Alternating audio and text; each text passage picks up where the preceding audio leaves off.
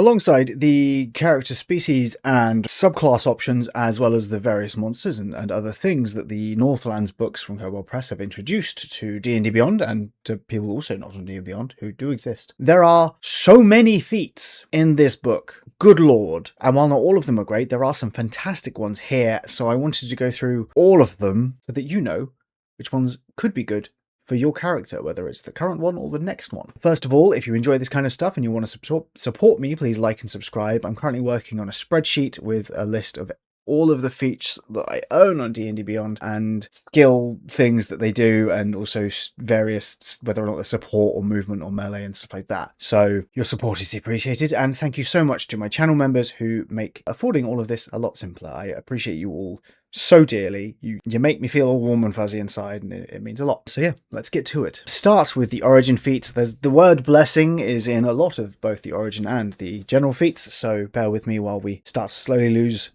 all meaning or any concept of the meaning of that word. So Blessing of Boulder, it is these are all origin feats to begin with. Once per long rest, when you are an ally within 10 feet of you takes damage, you can use your reaction to reduce the damage equal to your proficiency bonus plus your charisma modifier. As a bonus action, you can emit a golden light in a 10-foot radius and dim light for another 10 feet. You can extinguish this with another bonus action, and you learn the sacred flame cantrip, with charisma being a spellcasting ability for that feat.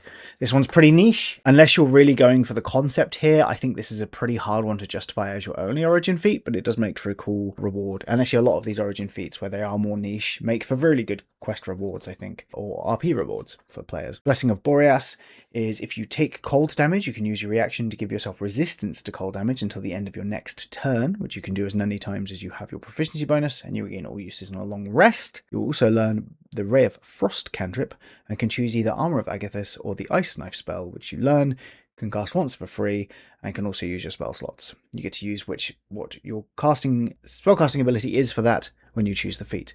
This one is a lot more viable, along with being thematically fitting if you're going for a cold character.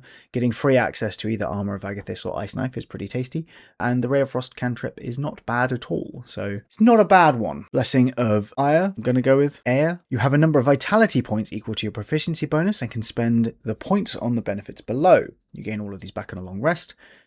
Use a bonus action and spend a point to recover 1d4 hit points. If you are dying, you can spend a vitality point to stabilize, no action required. That last bit's pretty solid and can make you incredibly sturdy, especially if you combine it with the half-orc or the orc. And then channel vitality, you can use a bonus action and heal someone else for 1d4. It's not a huge amount of healing, but it is a fantastic way to keep other creatures up. And if you're playing something like a rogue or something where you might want to do just a little bit of healing here and there, this could be a really good choice for that. Blessing of Freya and Freya, definitely wrong on that one. You have proficiency in either the animal handling or nature skill. You get both Druidcraft and Thornwhip as cantrips, and can choose either Entangle or Hail of Thorns as a spell, once per long rest, cast with blah blah blah. Same as, it's going to be, that's a lot. It's the standard thing. Hail of Thorns is the bonus reaction one, right?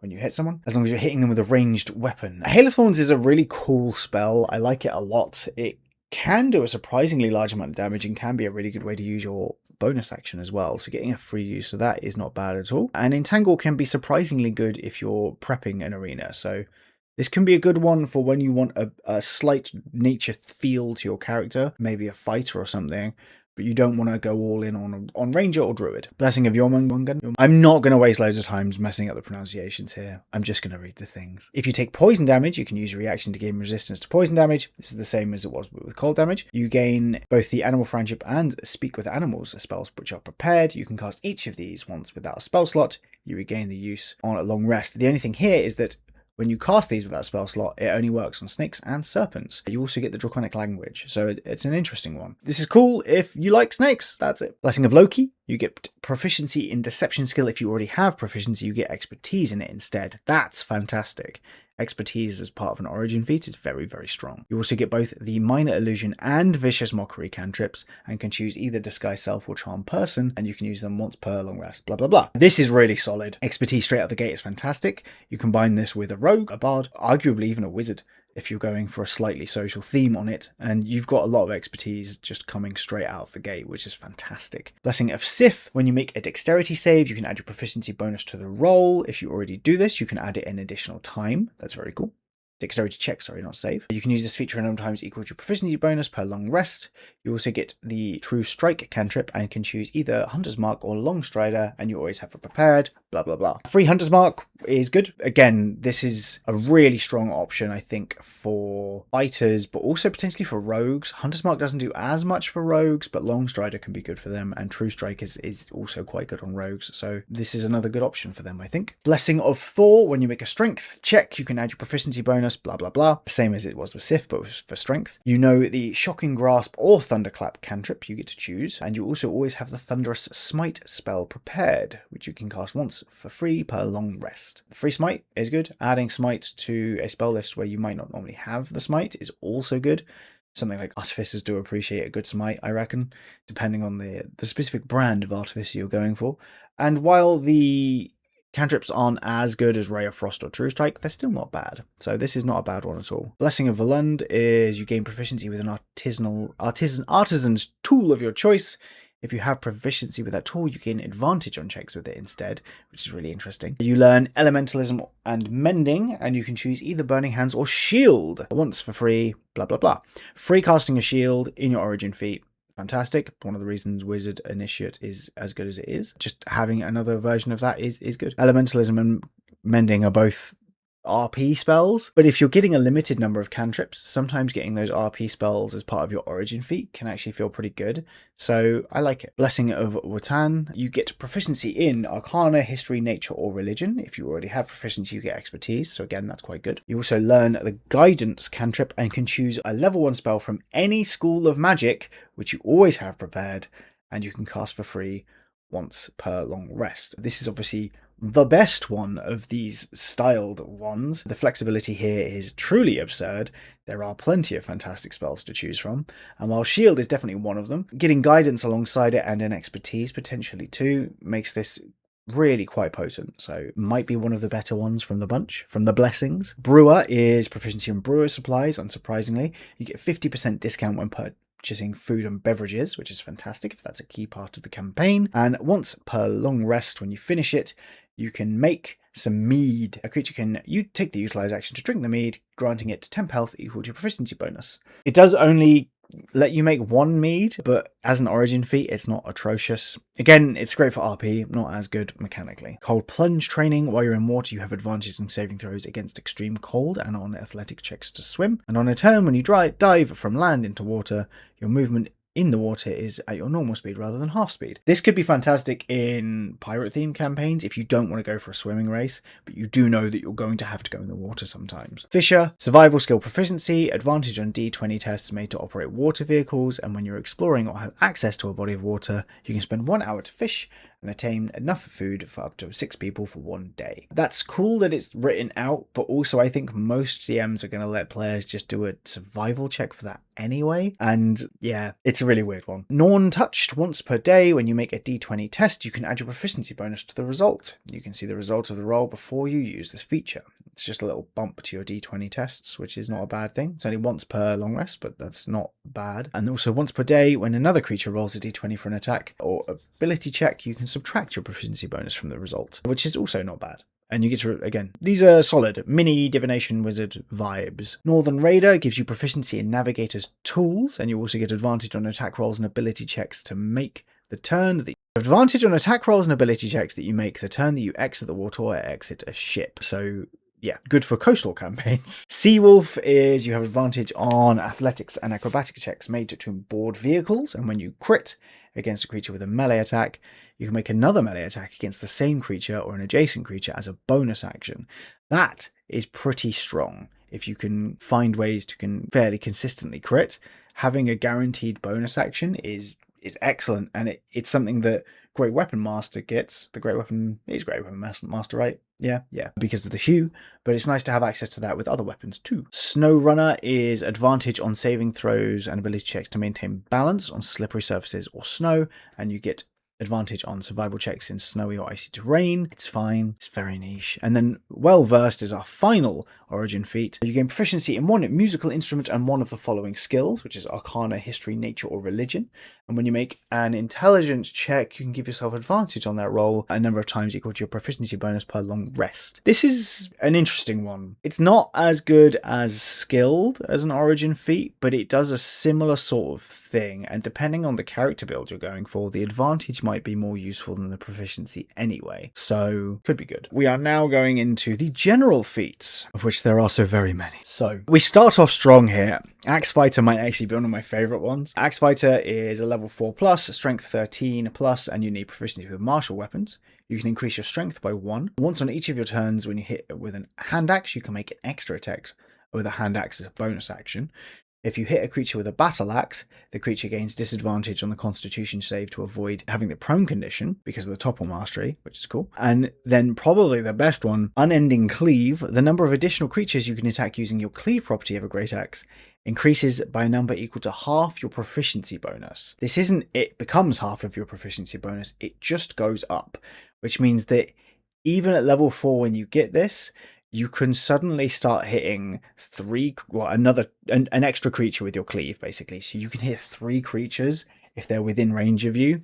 If you have a way to really draw aggro, this is absolutely fantastic. I love the flexibility of this one, the fact that it hits all 3, because it kind of pushes you into using all 3 weapon types, which is sick. And yeah, upgrading weapon masteries, which 2 of those things do, is just incredibly good design. I love it. It does make the next one feel a bit worse. Axe Thrower is level 4 plus, gives your strength a boost of 1. When you make a ranged attack with a hand axe and miss, you can use a bonus action on the same turn to catch the weapon as it whirls back to you. It's just very underwhelming comparatively, and is indicative of the weird power of this book in general. Some stuff is incredibly cool, some stuff is incredibly flavorful.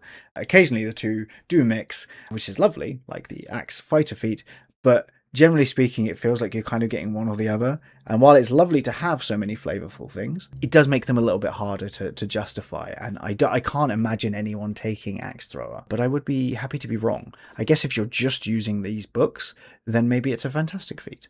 But with things like Thrown Weapon Master from the Grim Hollow book, it just doesn't stack up. Battle Cry is next, which lets you boost your strength or charisma. You can use a bonus action to make an intimidation check. One creature of your choice within 30 feet must make a wisdom saving throw against the check. If they fail, they get frightened for 1d4 rounds. They can make a new saving throw at the end of each of its turns. And once you've used this ability, you can't use it again until you've completed a short rest. At higher levels, you can target 2 creatures at level 9, 3 at level 15, and the range increases. This is interesting. It's fine if you're going for a frightened build, but it's a little wibbly otherwise, I would say. Back to blessings! We just have to get through these blessings, and then I don't have to say the word blessing anymore. Blessing of Angerboth Sorry. Level 4, Giantkin or Trollkin, or with GM permission. You increase your strength or wisdom by 1. When you hit with a melee weapon attack, you can deal an extra 1d6 thunder damage, which you can do a number of times equal to proficiency bonus per long rest. And as a magic action, this is where this one gets cool, you can choose one divination spell with a casting time of 1 action of a level you can cast that is no more than half your character level, and you can cast it without expending a spell slot. Wisdom is your spellcasting ability stat. You can do this only once per long rest.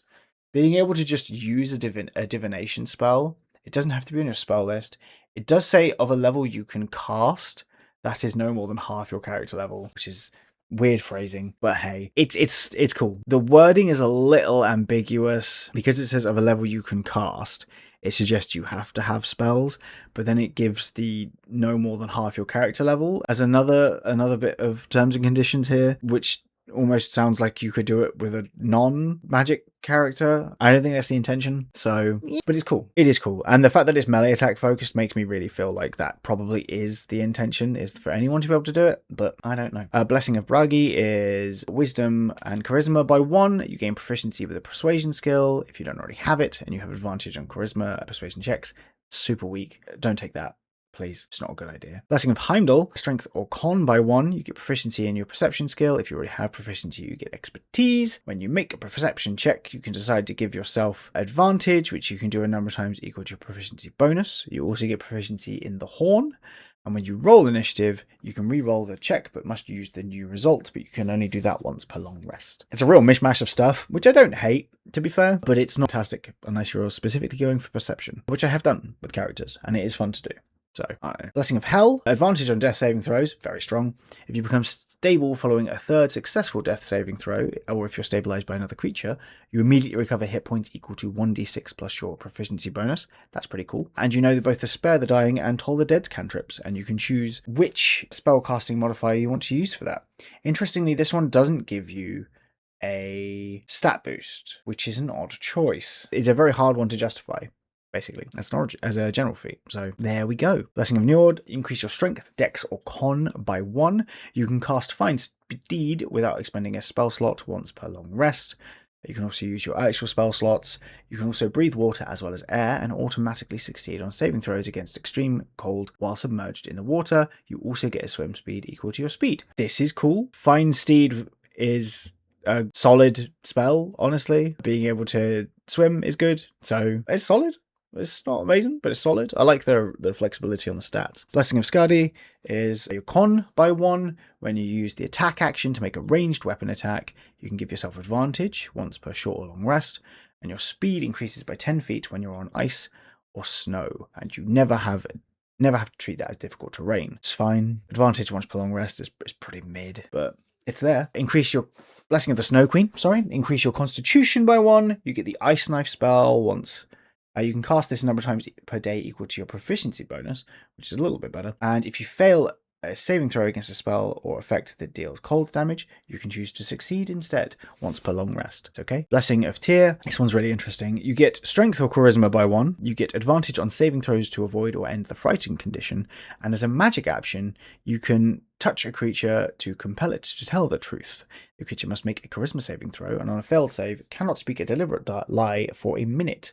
You know whether a creature succeeds or fails. They can be evasive if they want to, but they have to be truthful. You can use this feature at will, so you can do it as many times as you want, but if a specific creature succeeds on the save, you can't use it on that creature again until you've had a long rest. So this is cool. I like it. Blood of the Berserker. You get to increase your strength or constitution by 1, and when you are bloodied, you can use a bonus action to enter a frenzied state.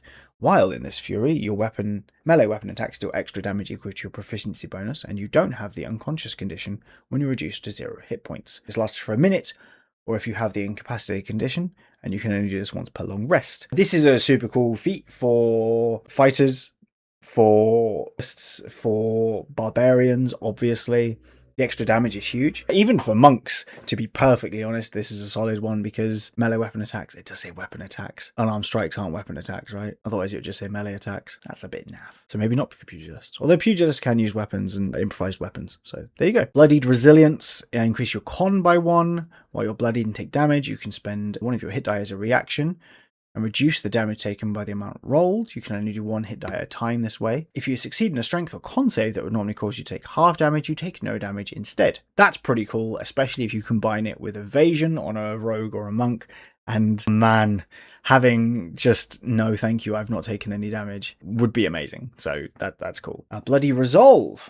Lots of blood here. Increase your con by 1. Pain bolsters your resolve. When you are bloodied, the bonus increases to +2, and you also gain a +1 to attack and damage rolls until the end of your turn. This does not say it stacks or does not stack. My assumption is that it does not stack. If it does stack, this is kind of silly, because you could just throw yourself in and then you're getting, +1 per attack that you take. If you're a high level character, that could be 6 attacks, right? And +6 to all of your attack and damage rolls is pretty nuts. So I'm assuming it doesn't stack for that reason. Shame it doesn't say. Boisterous Roar. You increase your charisma by 1 to a maximum of 20. This one's amazing. When you score a critical hit against a target, you let out a boisterous roar. You and enemies within 5 feet of you have vulnerability to all damage until the end of your next turn. This plus L1 accuracy plus focused critical allows for some of the silliest crit fishing and damage you're likely to ever see. So probably take this one. The 5 feet thing means that it's a lot more balanced than it could be. But yeah, what an excellent ability. I do think it's bordering on being broken, but I'll allow it in my campaigns. I think it's cool. Brazen Courage. You increase your wisdom or charisma by 1 to a maximum of 20. That's the first time I've said that. I don't need to say that. You know that's how this works. You get advantage on saving throws against the frightened condition and can use a bonus action to end the frightened condition on yourself a number of times equal to your proficiency bonus per day. Chosen by fate, increase your charisma by 1. If you use a heroic inspiration and the die roll fails, your use of heroic inspiration isn't expended. And whenever you use heroic inspiration, you regain a number of hit points equal to the die roll. If you are already at your hit point maximum when you use heroic inspiration, you instead gain temp health equal to the die roll. If it takes you over, basically you either get health or temp health or a mixture of both. It's worded so strangely. I actually like this one a fair bit. There's a Fate Gambler feat which gives you non-constant heroic inspiration from the Crooked Moon book. You combine these two with a Warlock and you are just going to be smashing through both your heroic inspiration and also just constantly topping yourself up health wise. Incredibly cool combination. I really like this feat. This is a really good one for any charisma character, really, but especially Shillelagh paladins and paladins in general, to be fair, and then warlocks and melee sorcerers if you're, using one of my silly builds. Clout. Increase your strength score by 1. You also need the inspiring leader feat for this one, which is interesting. You have advantage on deception, intimidation, and persuasion checks when interacting with Vikings, professional warriors, and other martial folk. When you use the inspiring leader feat, you also add your strength modifier to the temp health granted. Super niche, super cool, but super niche. Cold Water Warrior, you need a strength or dex of 13. You don't get a strength or dex boost for this one again, though. Man, that's weird, but hey. You automatically succeed on strength checks to move through rough water. You have immunity to the effects of immersion in frigid water for a number of hours equal to proficiency bonus. You can make long and high jumps while swimming. If you swim at least 10 feet before a jump, you're considered to have a running start. Very funny image. Love some dolphining. Huge fan. And you have an advantage on initiative if you begin combat at least partially submerged in a body of water. Does this mean you can dip your hand in a cup of water and you get advantage? I don't know. It's a funny visual. Again, the lack of stat here makes this a really hard one to justify outside of fighters because they get a bunch of feats. And that's pretty much my thoughts on it. Combat flighting. You can increase your charisma by 1. You also need proficiency in deception for this one. As a bonus action on your turn, you can demean and bait an opponent within 30 feet of you that can hear and understand you. The target must succeed in a charisma saving throw, or on a failed save, the target takes a -1 penalty to attack rolls against you. You can use another bonus action on each of your subsequent turns to impart another -1 penalty. These stacks equal to your charisma modifier, so potentially up to +5, right? The target is allowed to save against each of these uses. The effect ends if you drop to 0 hit points, have the incapacitated condition, or you don't use your bonus action to maintain it, or if the target moves more than 30 feet away from you. Otherwise, it continues for a maximum number of rounds equal to your proficiency bonus.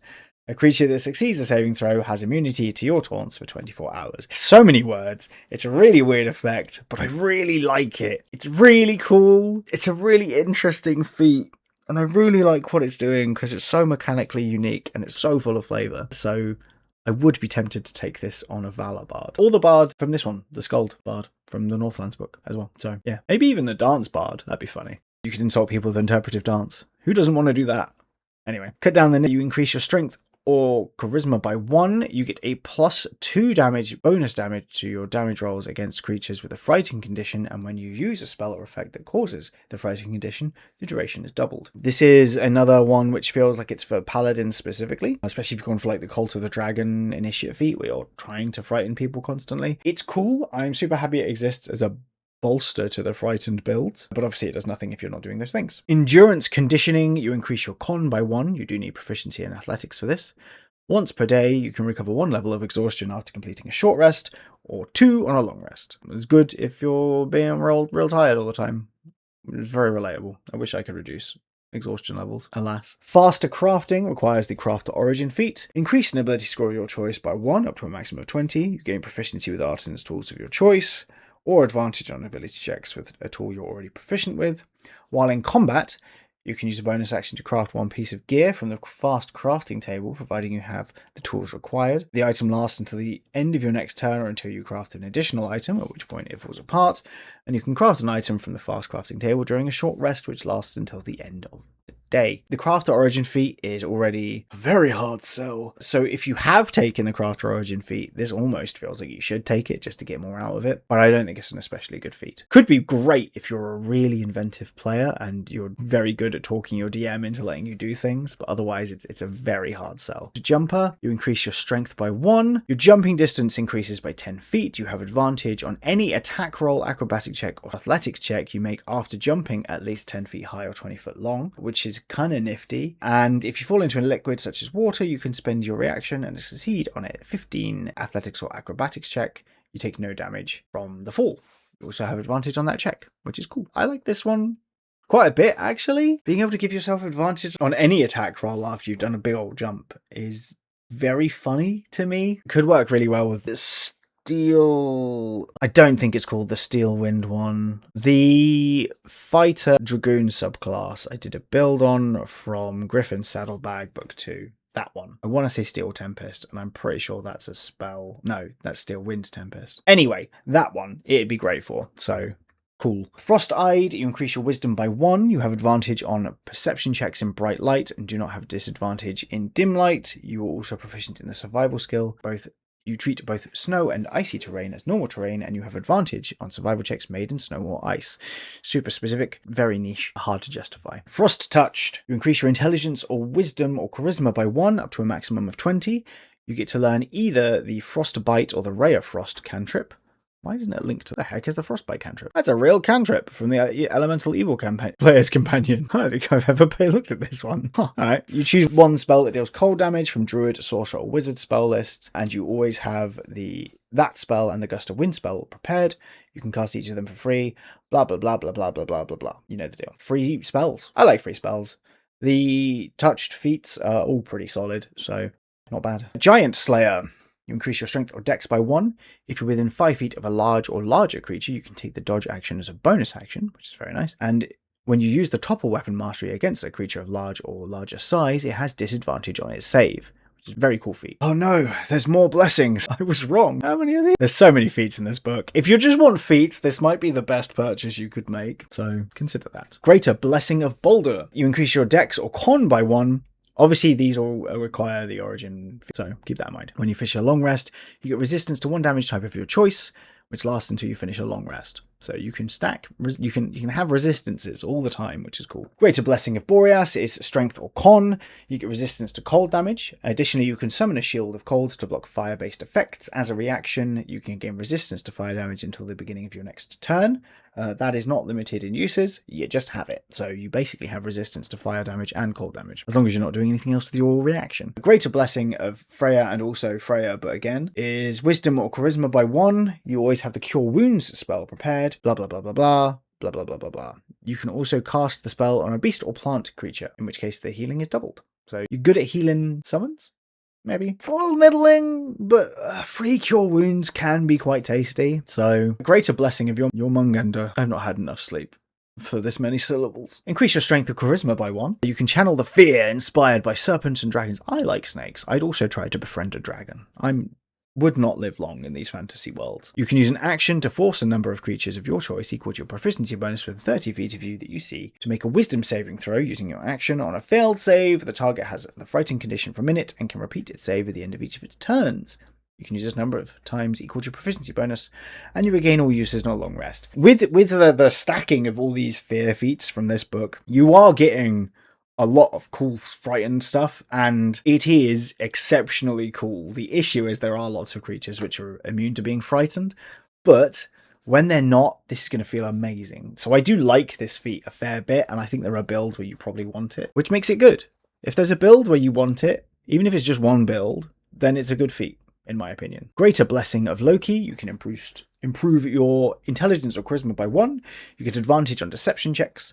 You always get to alter self once per long rest. Yeah, that's fine. Greater Blessing of Sif, which is weird because the original Blessing of Loki was pretty solid. The Greater Blessing isn't. These are good feat chains to give out, in my opinion. Again, I like giving my players stuff. I'm a silly goose of a DM. Greater Blessing of Sif. Increase your dexterity or constitution by 1. As a bonus action, you channel the power of the god of Sif for 1 minute. During that time, when you hit with a ranged weapon attack, You deal extra damage of the weapon's type equal to your proficiency bonus. You can deal this extra damage no more than once on each of your turns. You can channel this power in this way a number of times equal to your proficiency bonus, and you gain all uses on a long rest. I don't think it would be broken to allow you to do that with every ranged weapon attack. You can't nick with ranged weapons. I don't think you need the once per turn thing there. But maybe that's just me. That's sort of fine. Thor does the same, but with strength and con and for melee weapons. And I have the same thoughts there. Greater Blessing of Wotan is intelligence, wisdom, or charisma. You get advantage when rolling checks for the skill you selected for your lawbound trait from the Blessing of Wotan feat. That's cool. Especially because you can have expertise. So expertise and advantage is pretty much a guaranteed success. You also get the augury spell once per long rest. It's not bad. Heroic Rush, increase your con or charisma. When you crit, your speed increases by 10 feet and you have advantage on attack rolls until the end of your next turn. That is sick. When you reduce a creature to 0 hit points with an attack, you can choose one ally within 30 feet of you to get Heroic Inspiration, which they must use before the end of their next turn or it is wasted. You can use this feature twice per short or long rest. Speed up and advantage with crits. Actually, it's super specific as to how it is that you're building your crit fishing build. If you're doing Vow of Enmity stuff, you can just transfer that. Not as good. If you're doing, I don't know, prone stuff to get advantage and crit the first time, this is a lot better, or Fairy Fire or something, then this is pretty good. I like it a lot as it goes. It's weird that it's con or charisma, not strength or dex, but I think that's fine. It does feel like they really like elves, though, with all these charisma crit buffs. But hey. Holmganger Master. You need the dueling feat, which is the fighting style for this one. Increase your strength, con, or dex by 1. You get advantage on initiative at the start of a Holmganger or other duel. As a bonus action, you can make an intimidation check against your opponent. If it succeeds, you have advantage on your next attack against the target, and the target has disadvantage on its next attack against you. This is way too niche to be useful, quite possibly even within the setting. Hunter, increase your wisdom or intelligence by 1, advantage on perception and survival checks to follow or identify tracks, and advantage on stealth checks while outdoors. This is fine. It's not great. Ice Mastery. For this one, you need the Elemental Adept feat with cold spells. Increase your intelligence, wisdom, or charisma by 1 to a maximum of 20. Your cold spells carry the strength of Fimbulvinter. When you deal cold damage to a creature, I only know how to spell that because of anime. How bad is that? How to pronounce that because of anime? And I probably got it wrong, so not only have I outed myself as a weeb, in case you couldn't tell, but I'm also an idiot. But you should have known that as well. Whenever you do cold damage to a creature with at least a spell of a first level, you can choose one of the additional effects. The creature has disadvantage on its dexterity checks for a minute, the creature is coated in ice and is restrained, or the creature has vulnerability to cold damage for a minute. You can do this a number of times equal to your proficiency bonus. We then have a lightning mastery, which has the exact same requirements and buffs, but for lightning, but instead you can stun a creature, which is amazing. What's funny is, so it says you can stun a creature if it failed to its save against the spell. You can use something like an attack one with lightning. I was going to say lightning bolt, but that's a save. Chain lightning is a save as well. Maybe I'm just wrong. Chromatic orb. You can do chromatic orb as an attack. Does that mean it can't get stunned if it hasn't failed its save against the spell because there wasn't a save? I don't know. The creature takes half damage. Half of the lightning damage it initially took at the beginning of its next turn, although it does get an additional save to negate that additional damage, which is a bit weak. And the creature gains vulnerability to lightning damage for a minute, which is good. Yeah, these are cool. I like these features. It's a shame they didn't do one for all of the elements, and I don't really understand why. Same with the axe fighter. Why didn't they do one for spears and longswords? Or all of the weapons? Man, why taunt me with all this cool stuff and then only give it to me for like 2 of the things? I mean, I get it, ice is very Viking-y and storms are very Viking-y, but complete the set anyway. Living off the land, increase your con and wisdom by 1. When you take a long rest in a natural area, you can locate materials to make a healer's kit. You can spend 30 minutes to create a lean-to, bivouac, tree well, igloo, or other temporary shelter out of stuff, suitable for 4 to 5 medium humanoids. While inside, creatures automatically succeed on 6 saving throws against extreme cold and extreme heat. This is very niche, but also very strong within that niche. So, good for survival campaigns. Long Haft Strike. Increase your strength by 1. When you make an attack with a weapon with a reach property against a creature wielding a shield, the creature does not benefit from the shield's armor class bonus. That's cool. And while wielding a weapon with reach, you have a +1 bonus to your armor class. Also very cool. This is cool. This is a good feat. I love it. Anyway, Moon Touched. Intelligence, wisdom, or charisma. You get dancing light or light cantrip. You can choose one spell that creates or emits light, such as color spray or fairy flyer from the druid, sorcerer, or wizard spell list, and you always have that. And moonbeam spell prepared. You can do it once per blah, blah, blah, blah, blah. Solid. Again, I like the touched feats. That's a weird thing to say. Sometimes I regret doing this stuff. That was one of those times. Mounted leap. Strength or dex by 1. You do need proficiency in animal handling for this. When you're riding a mount, the mount's jump distance is doubled. When jumping from a moving mount, your jump is calculated using the mount's speed in place of yours. If you make a successful melee attack roll against a creature after jumping, choose one of the following effects. You can either deal an extra 1d8 of damage, or make the creature prone if it's one size larger than you or smaller. You can only do this once per turn. This is actually really good for mounted paladin builds, which is a lot easier to manage now because of the free find steed. But you can also do this. You could do this with the highwayman rogue as well, and just anything really where you're doing mount stuff. This is pretty cool. Northlands hardiness, you get a boost to your con, you get advantage on saving throws against extreme cold. If you already have resistance to cold damage, you also gain advantage on saving throws against cold damage. But it doesn't give you advantage against cold damage. That's weird. The first time in a day that you receive a level of exhaustion, your speed is not reduced. In addition, you may ignore the effects of exhaustion on a d20 test. That's good to know if you're real tired. Primal, just called Primal. You increase your intelligence, wisdom, or charisma by 1. You get 2 of the following spells. Animal Friendship, Entangle, Goodberry, Speak with Animals. You have both of those and Bark Skin prepared, and you can cast them once per long rest for free. That's pretty solid. Good for filling out that non-druid character you're making. Raven's Friend. Increase your intelligence by wisdom by 1. Get proficiency in Arcana, History, Investigation, Nature, or Religion. Ravens sometimes tell you secrets. When you take the study action, you can give yourself advantage on the roll. You can do this a number of times equal to your proficiency bonus. It's cool, but it's niche. It's probably too niche, honestly. Oh, they did do a spear expert. Okay, I take back what I said about the spear expert. Where was the longsword expert then? Where was it? I'm joking. There's a lot of stuff in this book. I'm just greedy. You need weapon mastery, class feature. You need strength or dex of +1. I love the artwork of this one. That's sick. Increase your strength or dex by 1. You can use a spear to deflect incoming attacks. While holding a spear, you get a +1 bonus to your AC. The range of any spear you throw is 30-90. That's pretty cool. What's the normal range? 20-60? 2060. That's pretty decent. And if you take the ready action to attack with the spear, you have advantage on the triggered attack. It's pretty cool. I like it. It's not as cool as the axe one, though, is it? Let's be honest. No, but still. Surtur's Touch. Increase your strength or con by 1. As a bonus action, you can your touch with the power of fire for a minute. During that time, when you hit with a melee weapon attack, you deal extra fire damage equal to your proficiency bonus.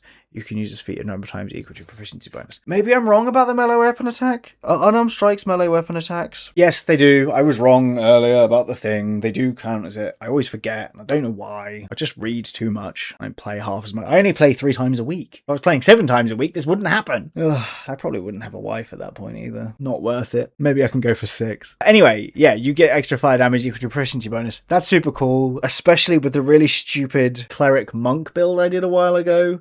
The Cleric of Purification, where you give creature vulnerability to fire damage. Being able to add more fire damage to that is just good. I like this. I like that one quite a lot. This is a good feat. It's good for monks, pugilists, fighters, and anything that hits stuff. So with melee attacks. Trickster's Toolbox.